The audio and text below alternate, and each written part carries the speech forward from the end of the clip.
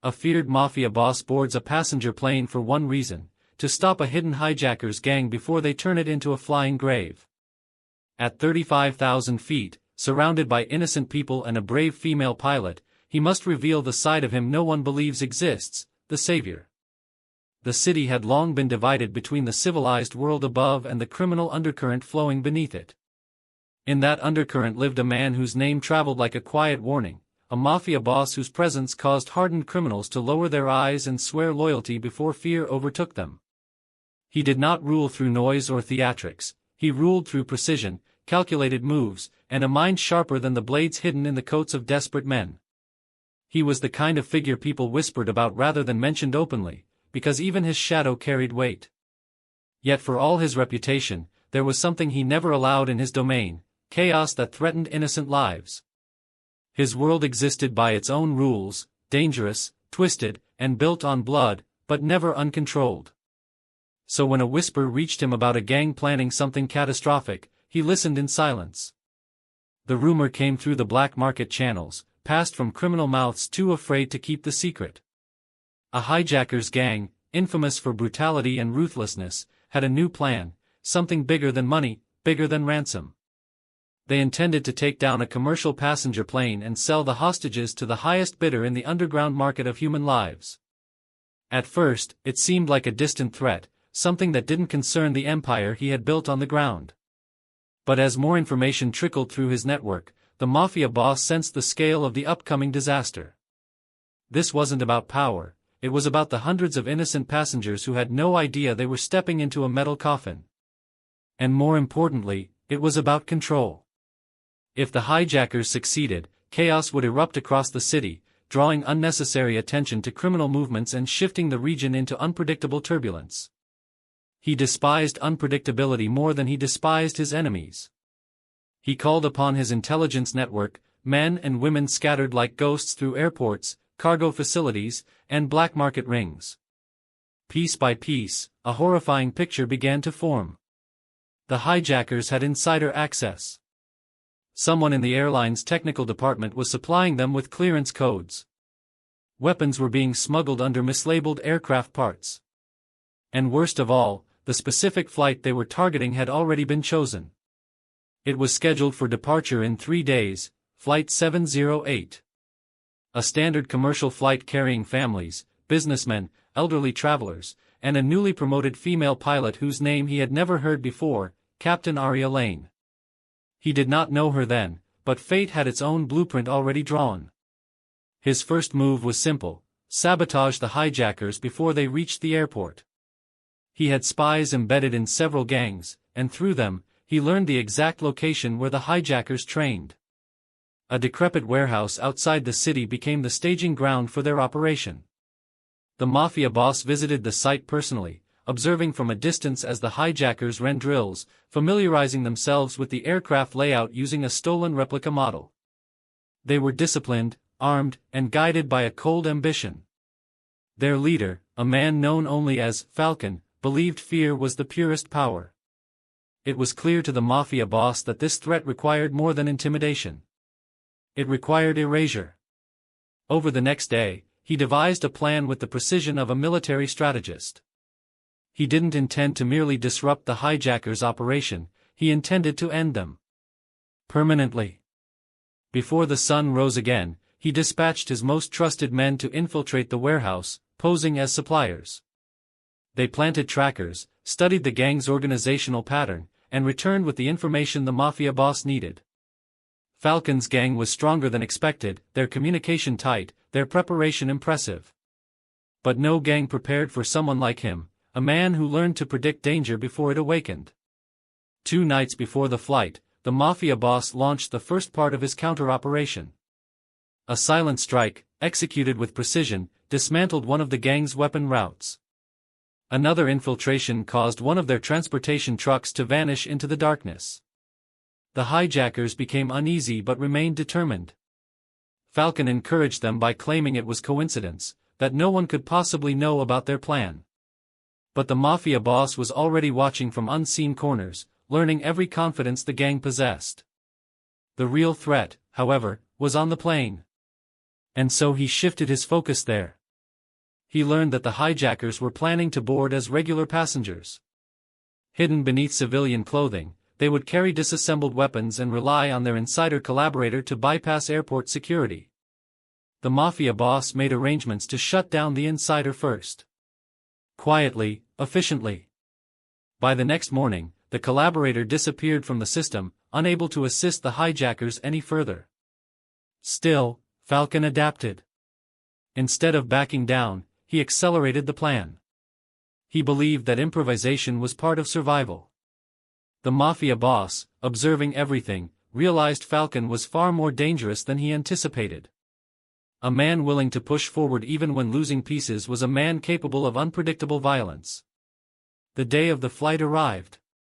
Passengers lined up at the airport, unaware of the silent storm gathering around them. Families carried luggage, children laughed freely, business travelers typed frantically on phones. And among them stood Captain Aria Lane. She moved with purpose, calm, elegant, and sharp-minded. Her eyes carried strength but also kindness, the kind that reminded the Mafia boss of a world he did not belong to. He stood far away, watching the boarding process from a distance through one of his disguised operatives. He was not meant to meet her, not yet. But destiny has a way of bending paths until they touch. As the plane prepared for takeoff, Falcon and his two remaining hijackers took their seats, ready to execute the plan. They still had weapons hidden in their carry-ons, enough to cause terror at 35,000 feet. But the Mafia boss had already made his move. He had arranged to board the plane himself under a false identity, sitting near the hijackers like a silent wolf among unsuspecting deer. The flight took off. The sky stretched endlessly ahead, calm and blue. But inside the cabin, danger pulsed between seats, ticking like an unseen bomb. Falcon waited for the right moment to strike. The Mafia boss waited for Falcon. What none of them expected was the role Captain Aria Lane would play in the moments to come, a role that would intertwine her fate with the shadowed man who had come not to harm the plane, but to save it. And that moment was approaching faster than anyone knew. The aircraft climbed steadily into the open sky, leaving behind the miniature world of city lights and concrete structures.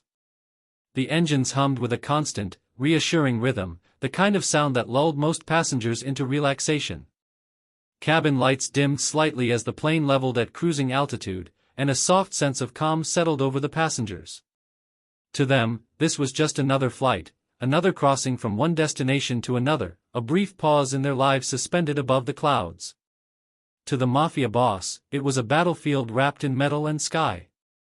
He sat several rows behind Falcon, observing every small movement with disciplined focus. The hijackers, scattered strategically across the cabin, blended in with the crowd. One reclined in his seat, pretending to nap, though his eyes remained faintly open. Another passed the time flipping through an in-flight magazine with unnatural patience. Falcon himself sat near the middle of the plane, his posture relaxed but his mind sharpened by the anticipation of control.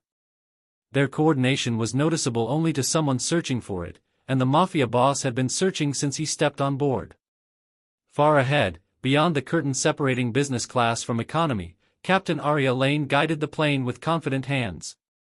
She monitored instruments, communicated with air traffic control, and kept a mental map of weather and flight paths.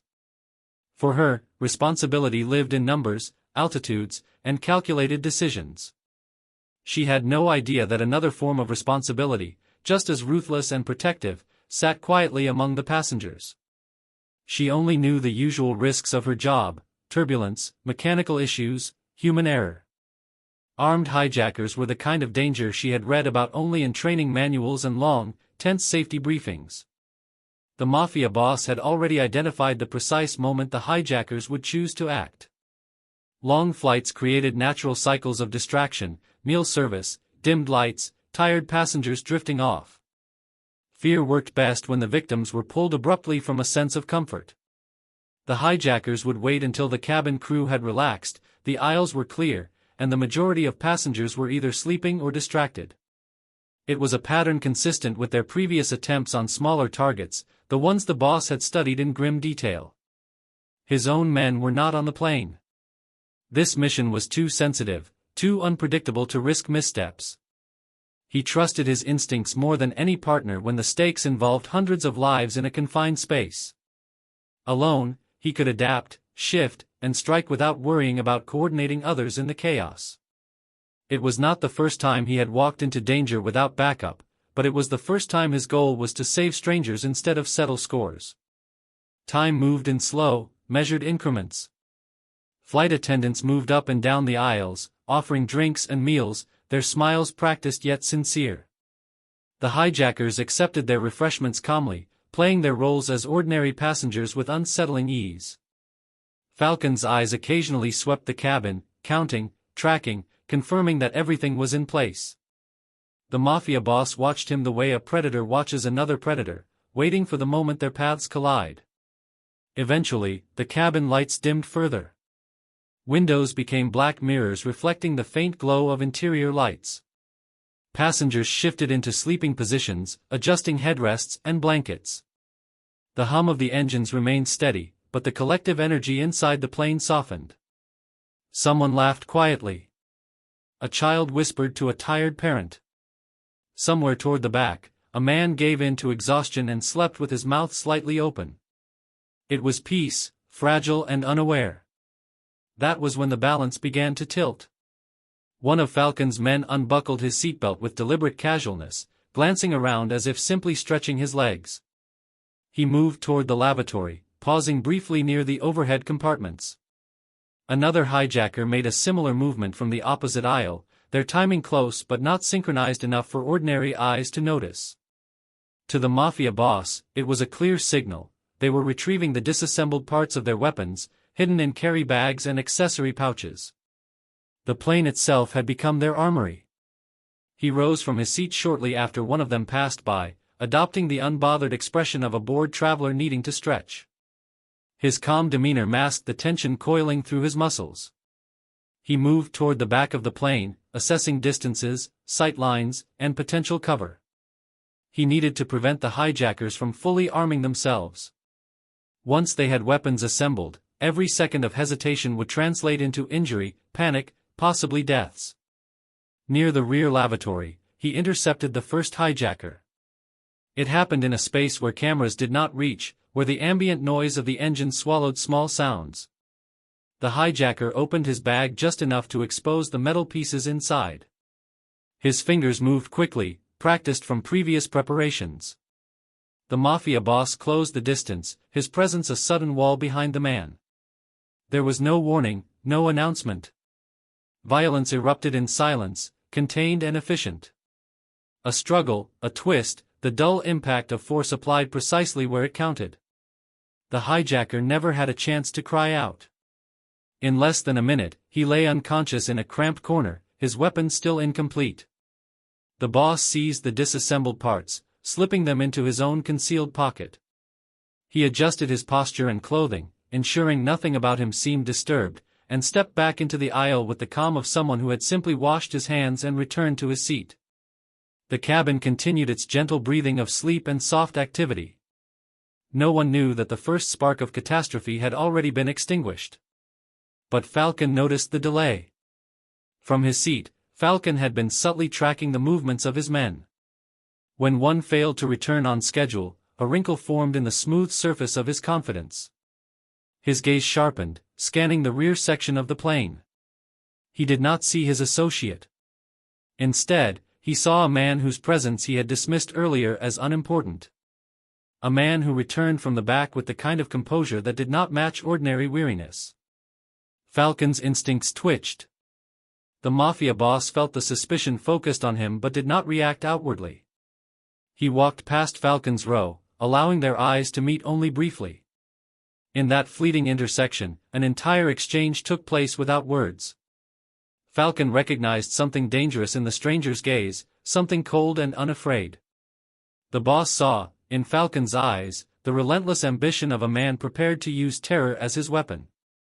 Fate had placed them on the same plane, but their purposes were irreconcilably different. The second hijacker attempted to continue the plan, moving toward the front under the guise of using the lavatory near business class. He intended to reach a position closer to the cockpit, where he could launch the first phase of the takeover. The Mafia boss knew he could not openly attack this one in front of alert crew members and nearby passengers. It would create panic before he had neutralized the full threat. Instead, he shifted closer, watching, waiting for a narrow window where the hijackers' attention drifted. Meanwhile, in the cockpit, Captain Arya Lane remained unaware of the silent confrontation unfolding behind her. She focused on flight paths and minor turbulence reports, maintaining clear communication with air traffic control. Yet, somewhere beneath her professional calm, a faint unease stirred, a feeling she could not justify through instruments or data.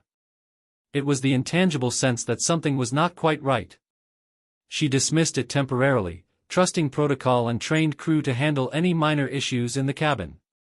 Back in the aisle, the Mafia boss watched as the second hijacker brushed past a flight attendant, offering a polite nod.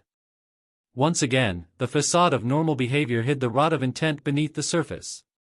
The boss closed the distance, positioning himself just behind him as they approached the narrow area near the forward lavatory. Here, the space was tight, the sound of the engine slightly louder, and the number of witnesses fewer. The moment arrived when a flight attendant turned away to check a storage compartment, and the path briefly emptied. The hijacker reached into his clothing, fingers grazing the hidden compartment where parts of a weapon were taped against his body. Before he could retrieve them, the Mafia boss struck. The encounter was swift and suffocatingly quiet, every motion controlled to prevent loud impact. A forced stumble, a redirected movement, an expertly applied hold that cut off resistance. The hijacker's consciousness faded before he fully understood what was happening. The boss supported his weight just long enough to drag him discreetly into the small corner near the lavatory entrance. In a matter of minutes, 2 of Falcon's men had been eliminated without a single passenger realizing anything was wrong. But this efficiency came with a cost.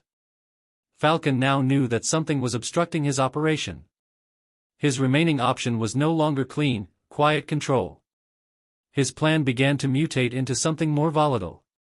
As the Mafia boss returned once again to his seat, he saw Falcon rise for the first time, eyes like sharpened glass scanning the aisles. The leader walked slowly, testing the air, searching for the invisible hand dismantling his carefully crafted plan. The storm that had been building quietly in the pressurized cabin was reaching a critical point. The boss realized the next move would not be subtle. It would be open, violent, impossible to hide. The fragile piece inside the plane was about to shatter, and there would be no turning back from what came next. Falcon moved through the narrow aisle with the slow, deliberate posture of a predator sensing the disruption of his territory. Every step he took carried an unsettling calm, but beneath that calm lay a rage sharpened by years of planning similar operations. The absence of his men created a disturbance inside him that rippled like waves pushed against steel walls. He scanned the cabin section by section, evaluating the passengers with expert scrutiny. He was trained to detect subtle changes, small cues, nervous movements, disrupted seat patterns. Yet nothing seemed visibly wrong. The entire cabin hummed with the oblivious rhythm of people reading, sleeping, or resting quietly. Only one thing stood out, the stranger he had brushed past earlier, the man whose presence seemed too still, too controlled. The Mafia boss sensed the shift in Falcon's awareness. It was the kind of shift born only from dangerous intuition. Falcon was no amateur, he was a leader hardened by experience in the blackest parts of the criminal world. He would not accept confusion without confronting it. And the boss knew that the next phase of Falcon's plan would no longer rely on stealth. A cornered animal always resorted to desperation, and desperation at 35,000 feet was a threat unlike anything on the ground. The plane vibrated gently as it cut through a layer of thin clouds. The passengers remained blissfully unaware of the tension settling over them like a silent fog. The boss tracked Falcon's path without turning his head, aware that making the first move too early would cause unnecessary alarm. His mind worked through layered calculations. Falcon still had at least one weapon secured somewhere on his body or hidden in the overhead storage. Perhaps he carried a detonator, or a foldable blade, or a small but deadly compact firearm. Whatever it was, Falcon believed in its capability, because hijackers trusted their tools as extensions of their will. Falcon paused near the midpoint of the aisle and assessed the distance to the cockpit. The boss recognized the calculation immediately. If Falcon attempted to storm the front alone, he could reach the reinforced door, but he would not be strong enough to breach it without a coordinated attack. But his objective did not necessarily involve reaching the cockpit.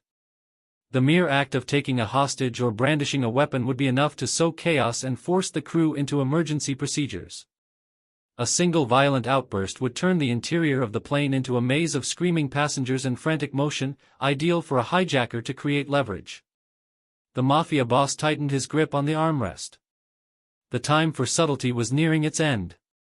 He rose with controlled precision, his movements discreet enough not to attract casual attention but deliberate enough to maintain readiness.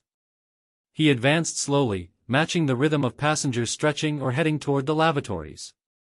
Everything he did carried an unspoken message to Falcon: their confrontation was destined, and the cabin would not remain silent much longer. The tension between them rose like invisible electricity when Falcon finally stopped directly in front of the second lavatory area. His hand drifted toward his waist, not openly, but with the slight adjustment of clothing or belt that only someone with trained eyes could detect.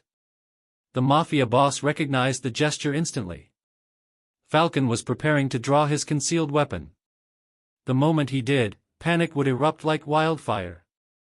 The boss accelerated his pace, closing distance with the precision of a man approaching a landmine. He could not afford to let Falcon set the terms of the conflict. But the hijacker leader sensed the approach. His eyes sharpened with recognition, and in that moment, the fragile balance snapped. The first move was made not by the boss, but by Falcon.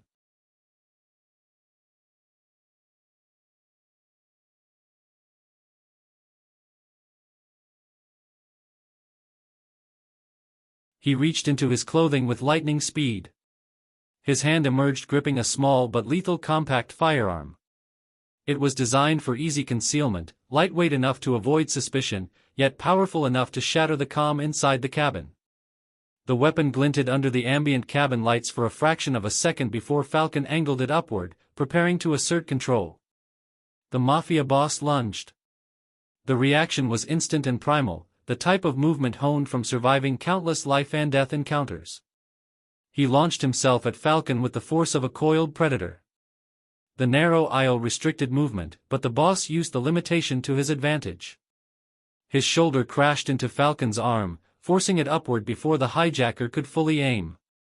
The weapon discharged, but the bullet struck harmlessly into the padded ceiling panel rather than a passenger. The sound was loud enough to shatter the illusion of safety. Chaos erupted instantly. Passengers screamed, some ducking behind seats, others shielding their heads. The flight attendants froze in shock before scrambling to guide people away from the danger.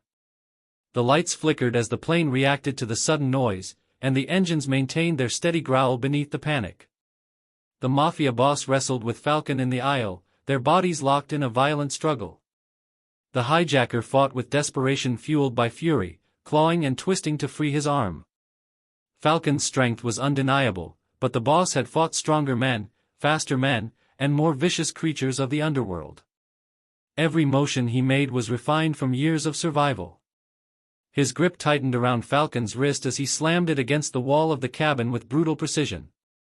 Falcon hissed, his arm trembling under the force, and the weapon tumbled from his grasp.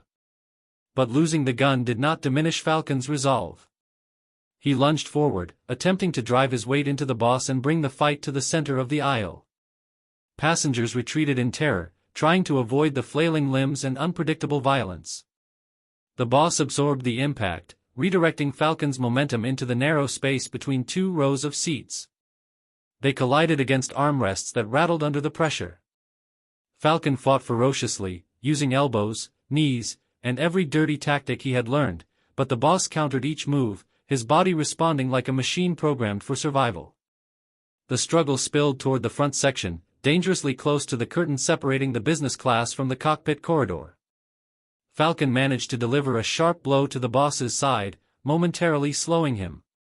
Seizing the moment, Falcon tried to sprint toward the cockpit, perhaps intending to overpower the crew or use a hostage as leverage. But the boss recovered quickly. With a swift, controlled movement, he caught Falcon from behind and pulled him back with immense force. They crashed into the floor, the impact sending a tremor across the nearby rows. The boss subdued him with a series of calculated maneuvers, pinning Falcon's arms and preventing any further resistance. The hijacker thrashed beneath him, snarling with rage and frustration, but the boss maintained control with an unyielding grip. The passengers watched in stunned horror, some sobbing, others frozen. The flight attendants hesitated, unsure whether to intervene or stay clear. The Mafia boss's presence was intimidating even without the hijacker beneath him, but his actions made it clear he was not the threat. Falcon's struggles weakened. His breath grew ragged, his eyes filled with disbelief. This was not how his plan was meant to unfold. He had anticipated fear and submission, not resistance, certainly not resistance from a man capable of dismantling an entire hijacking operation alone. The boss ended the fight with a single, decisive motion that rendered Falcon unconscious. He remained still for a moment, ensuring the threat was fully neutralized.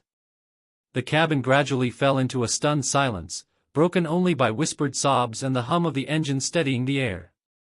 In the cockpit, Captain Arya Lane received alerts about a security breach in the cabin. She followed protocol, locking down controls and preparing for emergency procedures. Her heart pounded as updates trickled through the radio from panicked crew members.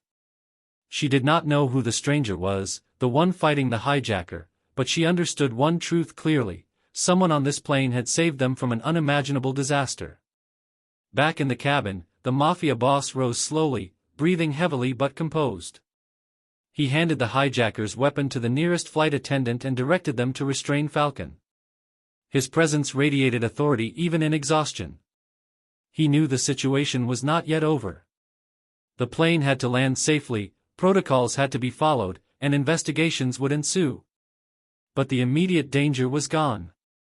What he didn't know was that the woman guiding the aircraft through the clouds was already thinking about him, already feeling the weight of curiosity pressing into her thoughts.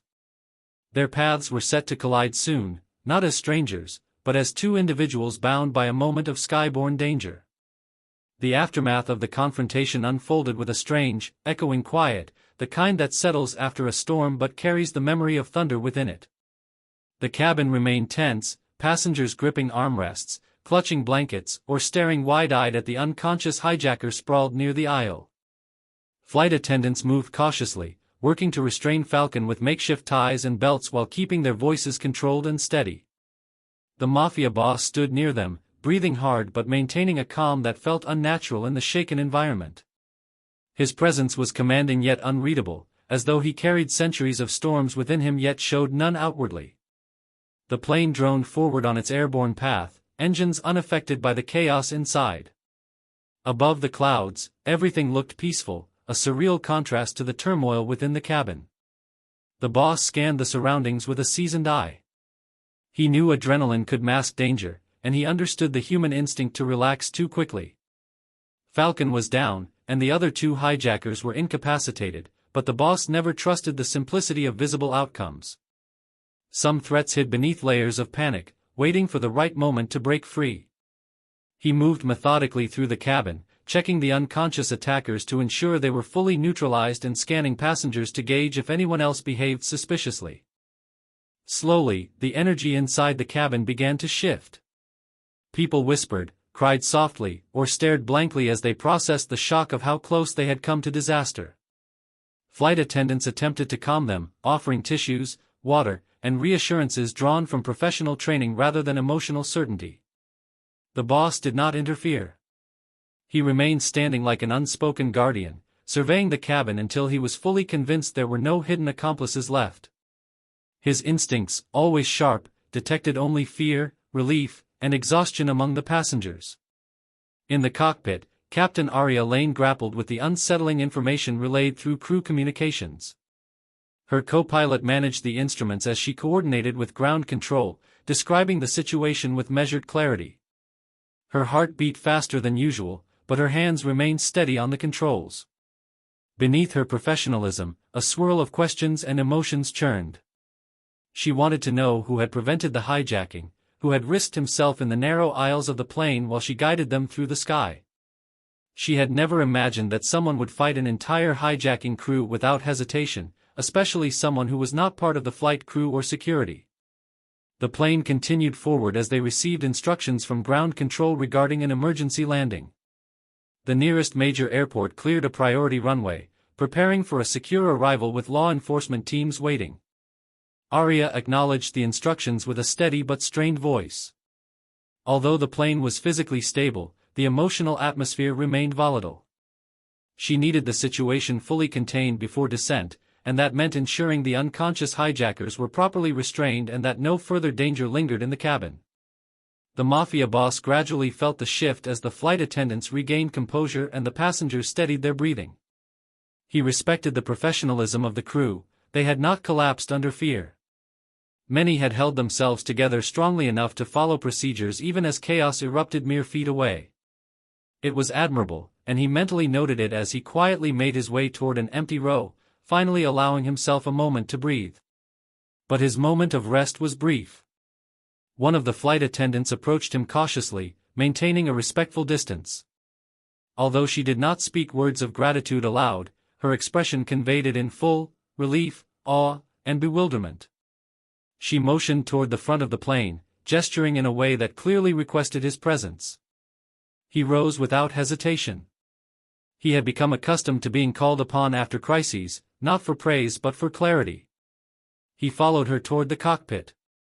The closer he moved to the cockpit door, the more he sensed the presence of someone strong-willed behind it. Captain Arya Lane, even without seeing her face, radiated a focused intensity through every instruction relayed outside. When the door finally opened under strict protocol, he glimpsed her for the first time directly. She stood with a posture sharpened by discipline, her uniform neat even in the chaos, her eyes carrying both intelligence and an unspoken heaviness. She appeared calm on the surface, but beneath that calm was the weight of responsibility pressing hard against her composed demeanor. The boss stepped no further than protocol allowed, he had no intention of causing alarm or misunderstanding. He remained silent, observing her the way he would observe a remarkable phenomenon, quiet, alert, and subtly affected. Arya studied him briefly, her expression shifting through layers of curiosity, respect, and disbelief. She had expected perhaps a trained security officer or air marshal to be the hero of the cabin. But the man before her carried an aura that did not match any official role she knew. There was something dark, powerful, and undeniably controlled about him. Something that belonged to the shadows rather than structured institutions. Though their interaction held no words, the exchange between them was heavy with meaning. She felt a strange pull, a connection forged not by conversation but by shared crisis. She saw in him the unmistakable traits of someone who understood danger intimately, who had walked through pain and violence long before this flight. Yet she also sensed something rare: restraint, purpose, and a type of honor not taught but earned in ways she could only imagine. He maintained eye contact only long enough to acknowledge her presence and show her respect. Then he stepped back, allowing the crew to close the door. He did not seek gratitude or recognition. His involvement had never been about acknowledgement, it had been about control, strategy, and protecting lives that would never know who had saved them. As the flight neared its descent path, the cabin prepared for landing. Passengers tensed again, gripping their seats as they anticipated both relief and the overwhelming presence of law enforcement waiting below. The boss returned to his seat, making himself small within the crowd.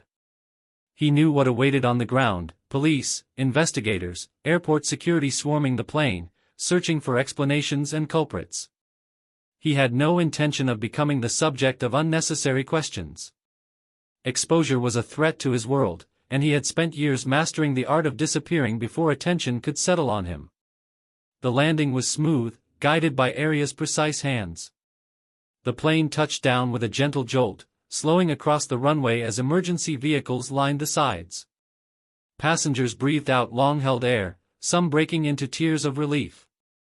Arya exhaled as well, her thoughts drifting back to the silent stranger who had changed the plane's fate. She wanted to speak to him properly, to understand who he was and why he had intervened with such fearless resolve. The Mafia boss felt the weight of landing quietly settle over him. He watched as the plane taxied toward the terminal where police officers waited. He needed a moment of calculation, a window to disappear before authorities came aboard. He had to remove himself from the narrative before anyone attempted to involve him in official procedures. But fate had its own designs. Before he could stand to leave his row discreetly, Arya stepped into the cabin accompanied by 2 flight attendants. She scanned the faces with unmistakable purpose. The crew had described the man who saved them, and she wanted to see him again before law enforcement arrived. Her eyes moved through rows, and when they found him, she stopped. Their gaze locked. In that breath, the world around them faded, the chaos, the fear, the authorities assembling outside. What existed was a connection forged through danger, unspoken but undeniable. She felt drawn toward him, and he recognized the rare pull of someone who saw beyond his shadows. He did not know it yet, but this moment marked a turning point in both their lives. The storm had passed, but its aftermath was only beginning. The police presence outside the aircraft grew thicker by the second, forming a wall of uniforms, armored vehicles, and flashing lights. The runway glowed with warning beacons, soaked in the tension of an emergency landing that none of them fully understood yet. Inside the cabin, passengers remained in their seats under strict instructions, some trembling with leftover fear, others gripping their phones as though the world around them might vanish if they let go. The storm they had endured in the air was being replaced by a different kind of storm on the ground, one of scrutiny, interrogation, and official procedure. The Mafia boss sat still, his mind working rapidly. He measured his options with the instinct of a man accustomed to surviving dangerous situations. He could not let himself be questioned by law enforcement. Exposure carried risks far deeper than any temporary inconvenience. His identity was a labyrinth of secrets, and stepping into the spotlight of an investigation would unravel threads he had spent years securing. He needed to leave the aircraft before attention settled on him. Yet he also understood that moving too early or too aggressively would attract suspicion, something he could not afford. Captain Arya Lane remained near the front of the cabin, speaking quietly with the flight attendants and crew as they prepared for the arrival of armed officers. Her professionalism held steady, but beneath it, her thoughts returned constantly to the man who had saved them. She found herself stealing glances in his direction, fascinated by the combination of calm strength and silent intensity that seemed to radiate from him. She felt grateful in a way she could not articulate, and beyond that, something unexpected, an admiration intertwined with curiosity, a pull toward him that defied logic or caution. Arya was no stranger to difficult personalities. The aviation world introduced her to individuals from varied backgrounds, some kind, some arrogant, some burdened by personal struggles. But she had never encountered someone like the stranger who had dismantled a hijacking plot with nothing but instinct and raw precision. He carried darkness, yes, but also a strange form of loyalty, a protective energy directed toward people who had no idea how close they came to tragedy. She recognized something in him that she could not name, something human beneath the shadows. The doors of the aircraft were finally opened, and officers began boarding the plane with tactical formation. They moved down the aisle methodically, assessing the situation, detaining the unconscious hijackers, and gathering visual evidence. Tension rose anew among the passengers, though none of them appeared threatened now that the true danger lay bound and motionless. One officer asked the crew for the identity of the individual who had fought Falcon. Arya hesitated slightly, her eyes drifting again toward the Mafia boss. She felt an impulse she would later struggle to explain, a desire to shield him from the next wave of chaos. The boss sensed danger closing in. He stood slowly as officers approached, his body poised with readiness hidden beneath relaxed movements. He planned to slip out during the confusion of transition, blending into the movement of passengers being escorted off the plane. His strategy was simple: move when eyes were focused elsewhere, when the chaos provided enough cover to allow an unnoticed exit. Yet the moment he began to shift toward the aisle, Arya stepped forward. For a moment, the world seemed to hold its breath. She approached him not with authority or suspicion, but with a quiet determination that made him pause. Her footsteps were careful, her expression composed but layered with emotions she was only beginning to understand. She stopped just a few feet from him, creating a silent space that belonged entirely to the two of them, even with officers and passengers buzzing around them. The boss studied her as he would study something rare, an anomaly in his darkened world. Arya's eyes softened with gratitude and something deeper. She could not speak openly with officers surrounding them, so she relied on presence rather than words.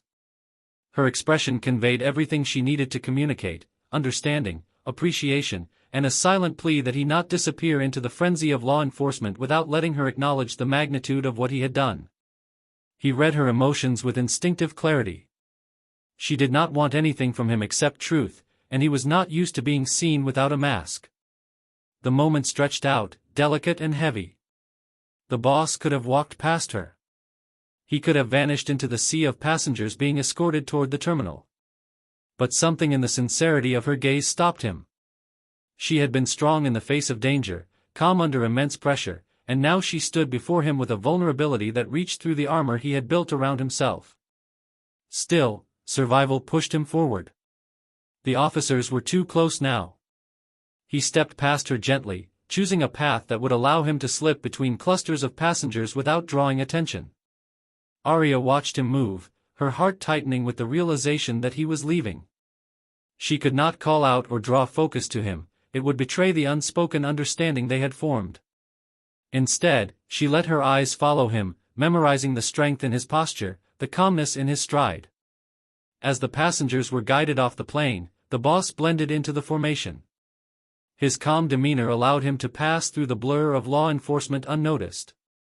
Arya could do nothing but watch as he disappeared down the jet bridge, swallowed by the movement of bodies and the glare of flashing lights. Even from a distance, she felt the tug of connection refusing to fade. On the tarmac, officers rushed around, securing evidence and forming barriers. Emergency response personnel checked passengers for injuries and shock. The Mafia boss remained silent and invisible within the chaos. Years of navigating dangerous environments had trained him well. He slipped through layers of security with precision, moving toward areas where camera coverage was minimal. Within minutes, he vanished into the labyrinth of airport corridors, leaving no trace behind except the lingering memory of his presence. Hours passed as the airport and authorities processed the hijacking attempt. Arya remained involved in the investigation, recounting the events from her position in the cockpit, offering details about flight behavior, passenger reactions, and procedural steps taken. But her mind drifted repeatedly to the man she had only seen for moments, the man who saved her aircraft and everyone aboard with fearless certainty. She thought about his silence, the precision of his movements, the way he had observed everything with piercing awareness. She wondered what kind of life had shaped him into such a formidable presence. She sensed darkness in him, but not corruption. His actions were not driven by greed or cruelty. They were driven by purpose, a purpose that aligned strangely with her own values. She found herself wishing she knew more about him. Wishing the brief encounter had lasted longer. Wishing she had at least learned his name. Outside the airport, the Mafia boss stood alone in the distant shadows, watching emergency vehicles scatter across the runway. He inhaled the cool night air, grounding himself after the intensity of the plane.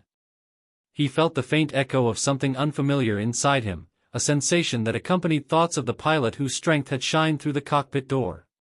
He respected her resolve, admired her courage, and felt a pull he was not accustomed to acknowledging. It unsettled him, yet he did nothing to push it away.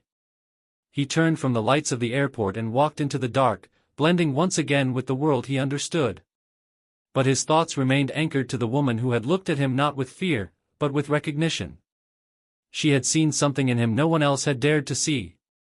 Across the sky above, the plane he had saved remained grounded, but the bond forged in that moment of danger soared beyond the clouds. Their worlds were different, divided by shadows and light. Yet the connection that had formed between them lingered like a spark waiting for the right moment to ignite again. And though neither of them knew it yet, fate had not finished writing their story.